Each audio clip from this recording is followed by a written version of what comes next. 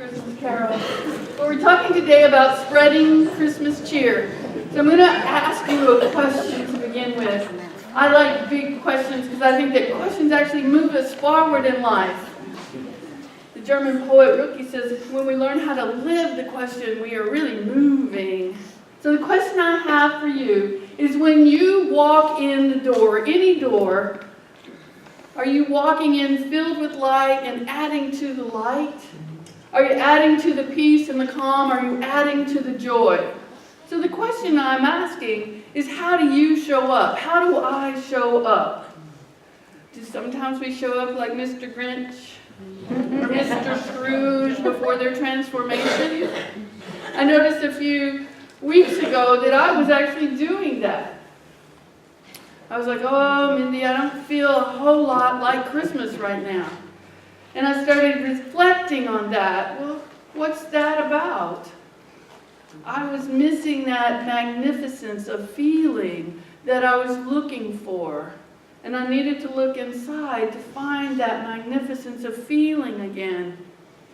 Our attitude, and my attitude was like Grinchy, Scroogey, so Groochy. That was my attitude, and that was what I was coming from.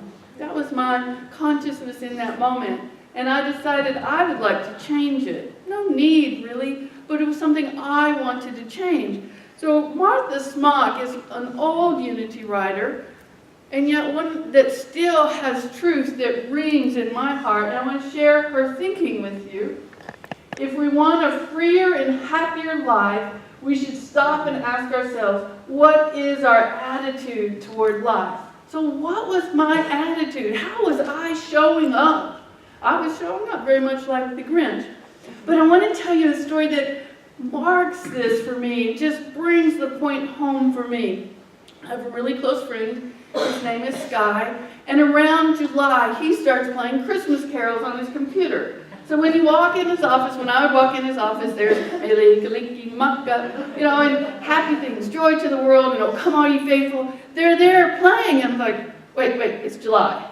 It's July. But it makes his heart sing. He loves Christmas carols. And he would play them all year round if he thought he could get by with it. But he starts in July. So early November, he's walking into Sears. And he walks in, and his eyes light up, and he's with a friend. He walks in, his eyes light up. The store personnel have on their Santa outfits. And Muzak over above is playing Christmas music. And he's just absolutely in his heaven. Well, this buddy who he walked in with starts grousing about the commercialism of Christmas and how it's not even Thanksgiving and, blah-de-blah-de-blah. So he's going on. So one person is in absolute heaven, and the other person is in what they consider their hell. The environment is exactly the same. They're both in Sears. They're there in the same moment. They're seeing the same things. The clerk's dressed up as Santa.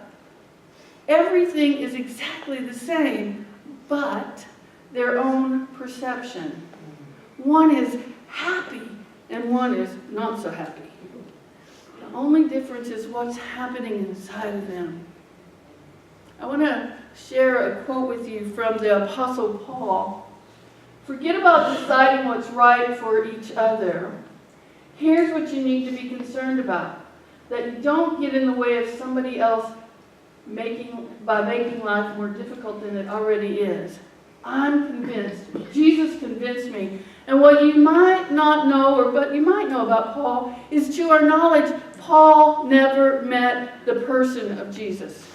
So when Paul says, Jesus convinced me, Paul is actually saying in his time of prayer and meditation, in his time of meditating on the Christ within him, that he has come to this knowingness that everything as it is in itself is holy. I'm going to say that again.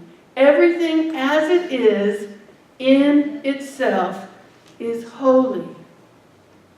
We're saying the same thing each Sunday morning when we declare there's only one presence and one power active in the universe. And Paul goes on to say, it's we who bring the contamination to it. Oh my, I didn't want to hear that. Because it makes me need to look at me.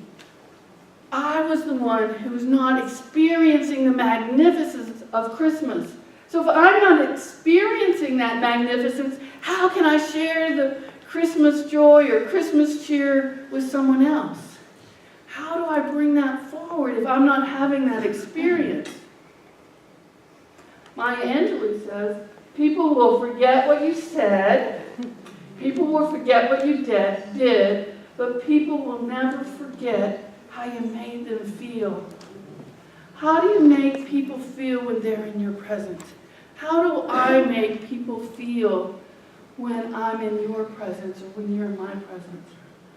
I want to be the one who's sharing love, who's sharing joy, who's feeling aliveness, who's feeling that sense of love when we know beyond measure that we are created in the image and the likeness of God. I want to be that person. Is it easy? No, not always. Is it worth it?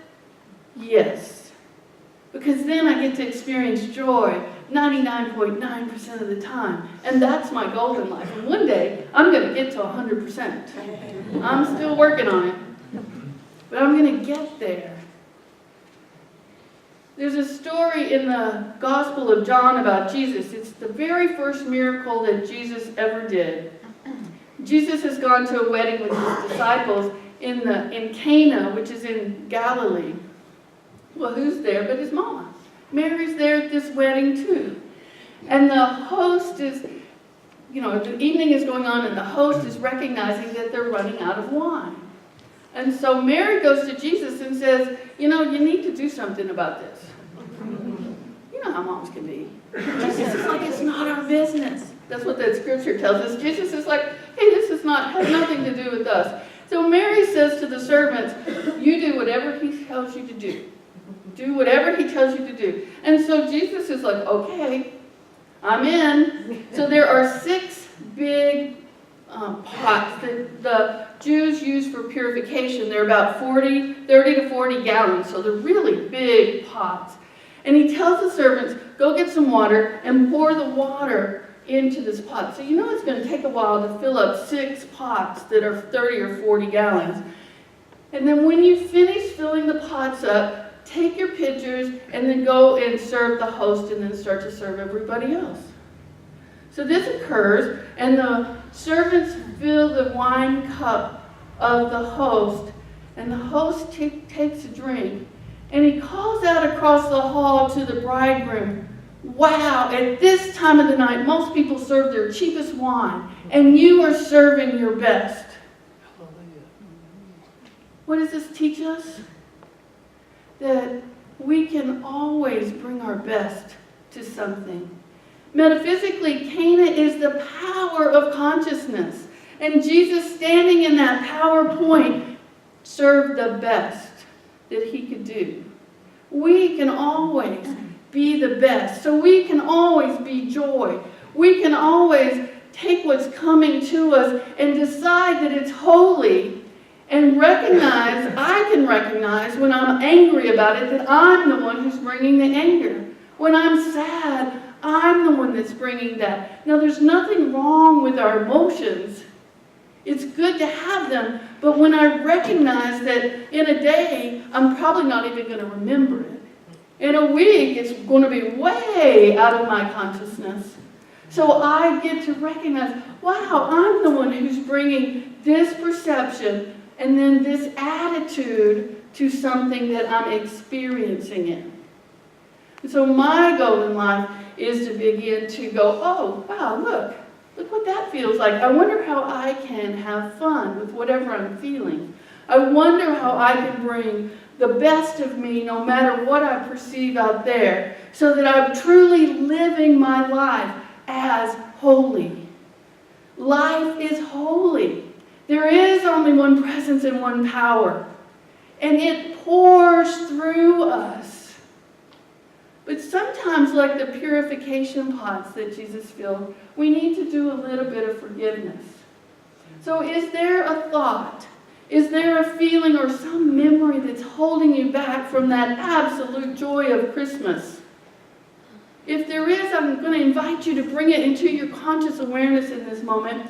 Catherine Ponder has a beautiful affirmation that I'd like us to use, but hold that thought. It might be a person, it might be a thing, it might be an event, it might be a memory. Hold that thought for a moment, and let's say this. And as we say this together, I'm going to ask you to hold your hand up and let it go. Whatever that is, hold your hand up and just let it go. So, holding your hand up and letting it go, let's say this together. I fully and freely release you. I loose you and let go. I let go and let God have His way in your life. Now, we all have a level of divine intelligence within us, but we often bind that divine intelligence with our own thinking process, with our own unwillingness to let something go. To loose simply means to let go. I had to look it up. It's a word that was used years ago, but I want to loose all of those things that are binding my divine intelligence so it can flow freely. It's always here, but I want it to flow all around me and within me, so that that's what I can draw upon to really experience the holiness of life. And so if you've done that, let's move to the next level. I fully and freely release you. I let you go, and I focus on the presence of love within me. So instead of having our focus out there on somebody else, this is what Paul says. Don't put your attention, our attention is so precious. Don't put your attention out there on what somebody else is doing. Hold your attention here for the things we can control. And what we can control is what we do with our thoughts and our feelings. We can control our perception of the world. Unity is all about teaching us how to change the way we look at the world, so we're changing what's inside of us. And since the truth of us is love, we are created in it. We were created from it. That's who and what we are. So we can hold our focus here with what we are. And when we radiate that, the law, the principle says everything else must come up to that. When I'm willing to simply live in love, everything around me simply must, it's the law, come up to love. So if you're open to this, if you're willing for this, if you'd like to have this experience, say this with me. I fully and freely release you. I let go and I focus on the presence of love within me. We're all at different stages of conscious development, of spiritual development. My lessons, my way of being, my life may look different than yours, and yours may look different than me. But when I come home to my heart, when I come home to the truth, then I am living in freedom. That freedom of choice. That choice to, no matter what happens out here, to be love in here. There was a man named Ted who had a 4-year-old daughter. Her name was Shelley. It's Christmas. They're opening their presents. She gets a whole bunch of presents. But Shelley is attracted to and attached to this wand that has a cloth loop on it that makes bubbles. You might have seen them or heard of them.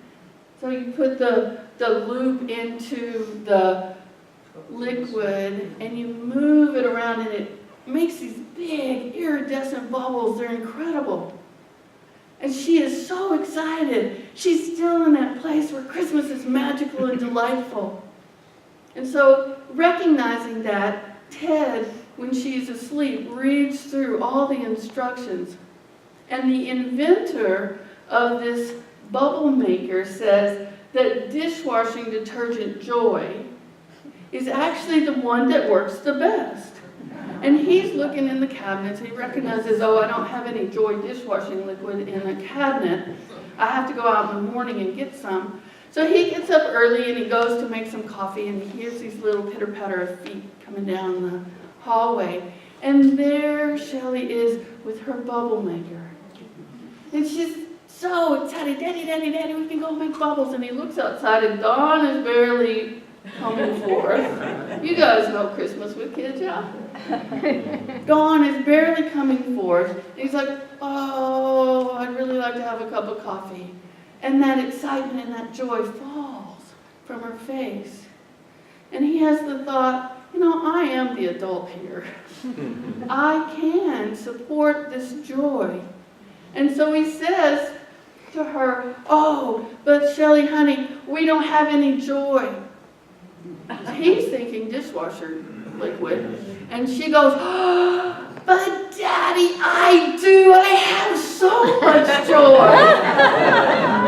So guess where they went? Right then, right there, no coffee. They went to the store, they bought the dishwashing liquid, they made the solution, and within 15 minutes, they're in their front yard making these huge iridescent bubbles, experiencing Christmas joy with each other. What a gift. What a gift. And we can do that. We might do it differently. But we can share the joy because we each have it within us. It is our divine nature to be in joy. So we have it within us. It's whether or not we're choosing to do what is necessary to do the forgiveness, the purification, the release, whatever word you want to use for it, in order to experience. I have some ideas for you if you'd like some prompts for experiencing Christmas joy. Oh wait, before we do that though, I'm willing to live in the holiness of life. When we make commitments like this, then the holiness will unfold for us. So if you're interested, let's say this together. I am willing to live in the holiness of life.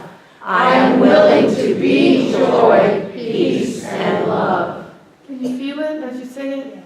Can you feel that generating that energy in your body? So if you want some ideas, I have some for you. Smile at somebody from your heart. And let's go ahead and put this into practice right now. Look at somebody close to you and smile. Letting that smile come from your heart. And notice what happens. We can say Merry Christmas or Happy Holidays, whatever you most feel comfortable with. And so let's go ahead and say that today. Let's raise the roof. Merry Christmas! Yes, Happy Holidays, Merry Christmas, whichever one fits for you. Invite friends over to watch Christmas music. Bake or buy some cookies and take them to somebody. Make and send some Christmas cards. Ask a person if they need assistance. And then do that thing that gives them that assistance that they need. Buy gifts from somebody for somebody who doesn't expect it. Volunteer somewhere this Christmas. And then sing Christmas carols with friends. And I'm going to give us an opportunity to do this right now, to experience the joy. So Lisa's going to reprise Joy to the World. Let that joy bubble up inside of you, that natural energy that we are made of, that natural energy that we are, as we allow that divine intelligence to move in, through, and as us, as we release anything that is in the way of our joy. And then Mindy's going to come up and she's going to lead us in meditation.